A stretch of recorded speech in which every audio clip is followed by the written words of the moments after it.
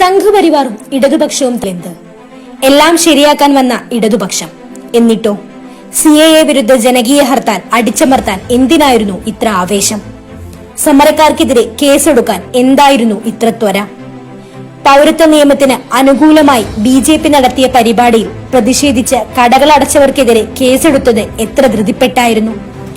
ഗാന്ധിജിയെ കൊന്നത് RSS എന്ന് ബാനർ വെച്ചവർക്കെതിരെ, മതസ്പർദ്ധ വളർത്തുന്നു എന്ന് പറഞ്ഞ MM അക്ബറിനെതിരെ, ദേശീയ ഗാനത്തെ അപമാനിച്ചെന്നു പറഞ്ഞ കമൽ സിക്കെതിരെയും കേസുകൾ എടുത്തു.